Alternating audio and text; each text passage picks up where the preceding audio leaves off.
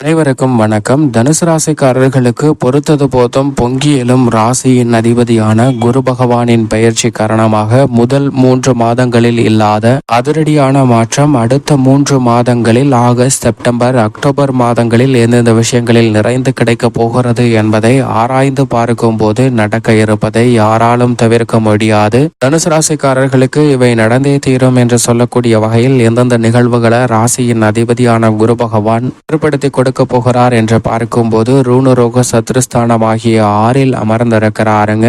அங்கு மிக வலுவாக அவரது நட்பு கிரகமான செவ்வாயுடன் இணைந்து குரு மங்கள யோகத்தை வலுவாக ஏற்படுத்தி கொடுக்க போகிறார். குரு பகவானுடைய இந்த குரு மங்கள யோகம் என்பது மிக பெரிய அளவுல தனுசு ராசிக்காரர்களுக்கு நிச்சயம் நல்ல மாறுதலை பெற்று தரக்கூடிய ஒரு அமைப்பாக நிச்சயமாக பார்க்கப்படுகிறது. ஏனென்றால் குரு பகவானை பொறுத்த வரைக்கும் முழு சுபகிரகமாக திகழ்கிறாருங்க. அவர் பொதுவாகவே 2, 4, 5, 7, 9 மற்றும் 11 ஆகிய இடங்களில் சஞ்சரிக்கும் போது அதீத நன்மையை அள்ளி கொடுப்பார். ஆனால் ஜென்மத்திலோ அஷ்டமத்திலோ அமரும் போது அவ்வளவு சிறப்பான நன்மைகளை எதிர்பார்க்க முடியாது. மற்ற இடங்கள்ல ஒரு நடுநிலையான பலனை பார்க்கலாம். அதில் ஒரு இடமான 6ஆம் இடத்தில் தான் அமர்ந்திருக்கிறார். அப்படி பார்த்தாலும் குரு பகவானுடைய 6ஆம் இட சஞ்சார காலகட்டம் அவ்வளவு நன்மை தரக்கூடிய அமைப்பாக பார்க்க முடியாது. எனவே அவர் தன்னுடைய சஞ்சார தூரத்தில் முதல் 3 மாதங்களை கடந்துவிட்ட இந்த சூழ்நிலையில் பொறுத்தது போதும் பொங்கியலும் குருவாக தனுசு ராசிக்காரர்களுக்கு பல நல்ல மாறுதல்களை நிச்சயமாக உருவாக்கி கொடுக்க போகிறார். அதில் முதல் படியாக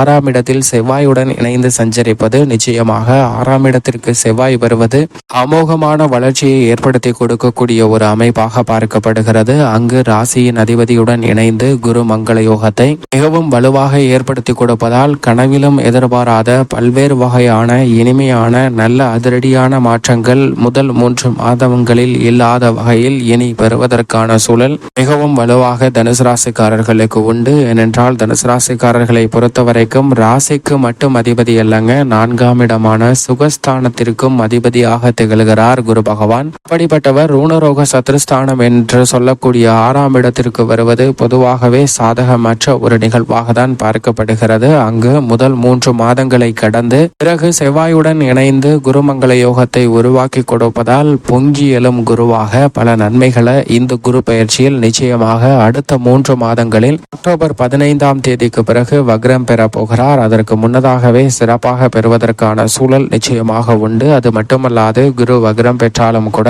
சிறப்பான நிறைந்த நன்மைகளை நிச்சயமாக தனுசு ராசிக்காரர்கள் பெறுவதற்கான சூழல் உண்டு. எனவே இதுவும் வரவேற்கத்தக்க ஒரு அமைப்பாக பார்க்கப்படுகிறது. அது மட்டுமல்லாது குரு பார்க்கின் கோடி நன்மை என்பார்கள். அப்படிப்பட்ட ராசியின் அதிபதியான குரு பகவானுடைய சுப பார்வை 2, 10 மற்றும் 12 ஆகிய இடங்களில் வலுவாக கிடைக்கிறது. தனஸ்தானம், தொழில் ஸ்தானம் மற்றும் விரயஸ்தானத்தை குருவின் சுப பார்வையால் வலுப்படுத்துகிறாருங்க. குறிப்பாக 2ஆம் இடம் என்று சொல்லக்கூடிய தனஸ்தானம், குடும்பஸ்தானத்தை குரு பகவானுடைய சுப பார்வை வலுப்படுத்தக்கூடிய இந்த வேளையில் கடன் சார்ந்த நெருக்கடிகள் வெகுவளவில் குறையும். குடும்பத்தில் எதிர்பார்க்கக்கூடிய சுப நிகழ்வுகள் கைகூடும். கொடுக்கல் வாங்கலில் இருந்த சிக்கல்கள் மறையும். இந்த தருணத்தில் குடும்ப உறுப்பினர்கள் உறவினர்களுக்கிடையே ஒற்றுமை நிறைந்து பெறுவதற்கான சூழல் உருவாகும். எதை செய்தாலும் மற்றவருடைய மனம் நோகாமல் அனைவரும் ஏற்றுக்கொள்ளக்கூடிய வகையில் அமைவதற்கான சூழலை மிகவும் வலுவாக உருவாக்கி கொடுக்க போகிறாருங்க. இது நிச்சயமாக தனுசு ராசிக்காரர்களுக்கு வரவேற்கத்தக்க ஒரு அமைப்பாக பார்க்கப்படுகிறது. 3ல் சஞ்சரிக்கக்கூடிய சனி வக்ரம் பெற்று வீற்றிருக்கக்கூடிய இந்த வேளையில் கர்மஸ்தானம், தொழில் ஸ்தானம் என்று சொல்லக்கூடிய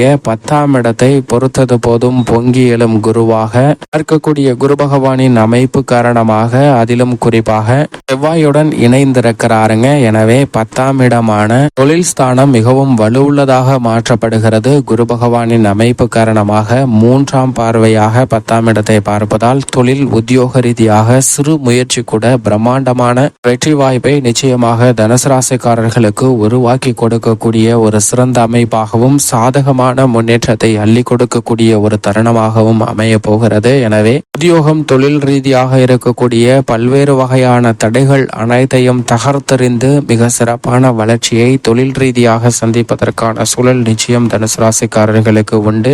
மட்டுமல்லாது விரயஸ்தானம் என்று சொல்லக்கூடிய 12ஆம் இடத்தை சப்தம பார்வையால் பார்க்கிறாருங்க. செவ்வாயும் விரயஸ்தானம் ஆகிய 12ஆம் இடத்தை 7ஆம் பார்வையால் குருவுடன் இணைந்து பார்ப்பதால் குரு மங்கள யோகம் இங்கு மிகவும் சிறப்பாக செயல்படுகிறது. உள்ளது. எனவே வீண் விரய செலவுகள் கட்டுக்குள் வரும். புதிய முதலீடுகள் அதிகரித்தல், புதிய நிலம் வாங்குதல், திருமணம், புத்திரபாக்கியம் உள்ளிட்ட என பல்வேறு வகையான சுப விரய செலவுகளை நிறைந்து பெறுவதற்கான யோகம் போன்ற அனைத்துமே வலுவாக கிடைக்கக்கூடிய ஒரு தருணமாக அமைவதற்கான சூழல் நிச்சயமாக உண்டு என்பதை விரயஸ்தானத்தை பார்க்கக்கூடிய செவ்வாய் மற்றும் குருவின் அமைப்பு காரணமாக இந்த தருணத்தில் தனுசு ராசிக்காரர்களுக்கு மிகவும் சிறப்பாக அமைவதற்கான சூழல் நிச்சயமாக உண்டு. எனவே குடும்ப ரீதியாக வீண் விரய செலவுகள், விரய மருத்துவ செலவுகள், ஆரோக்கிய தொல்லைகள் போன்றவை கட்டுக்குள் வரும். நீங்கள் எதிர்பார்க்கக்கூடிய சுப விரயங்களை அதிகரிப்பதற்கான சூழல் உண்டு. புதிதாக வீடு, வீட்டு மனை, இடம், கட்டிடம் போன்றவை வாங்குவதற்கான யோகமும், வீடு பழுது பார்த்தல் மற்றும் திருமணம் உள்ளிட்ட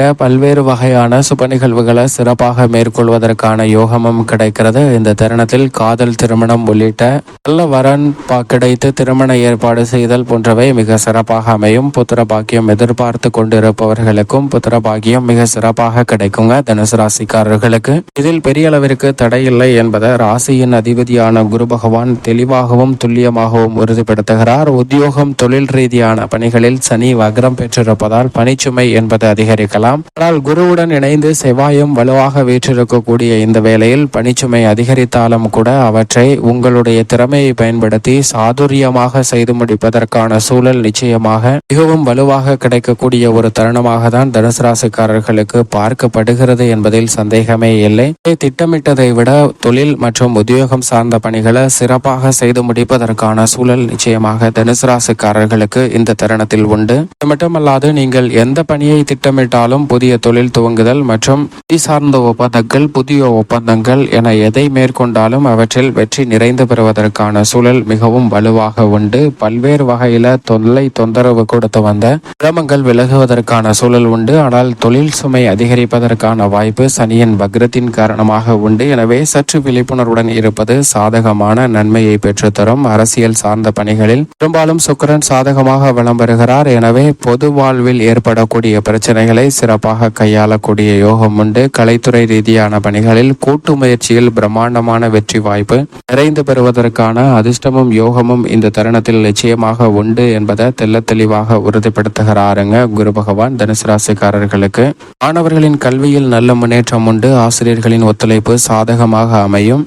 பெண்மணிகளின் நலனுக்கு பொறுப்பேற்ற குரு பகவான் 6ல் வெற்றிருக்கிறார். சுக்கிரன் சாதகமாகவே வலம் வருகிறார். எனவே தனுசு ராசிக்கார பெண்மணிகளுக்கு இல்லத்தில் மகிழ்ச்சி நிறைந்து கிடைப்பதோடு தொழில், வியாபாரம், உத்தியோகம் சார்ந்த பணிகளையும் சிறப்பாக கையாளுவதற்கான சூழல் நிச்சயமாக உண்டு. மேலும் இந்த தருணத்தை சாதகமாக மாற்றிக்கொள்ள தனுசு ராசிக்காரர்கள் வாரத்தில் வியாழக்கிழமை விரதமிருந்து அருகாமையில் உள்ள குரு பகவான் அல்லது நவகிரக சன்னதி சென்று தீபம் ஏற்றி வழிபாடு செய்யுங்கள். தடைகள் விலகி உங்களுடைய வாழ்வில் பொறுத்தது போதும். பொங்கி எழும் ராசி அதிபதியான குருவின் அமைப்பு காரணமாக நிச்சயமாக நல்ல பல மாறுதல்களை அதிரடியாக சந்திப்பதற்கான சூழல் கிடைக்கும் தனுசு ராசிக்காரர்களுக்கு என்பதில் சந்தேகமே இல்லை.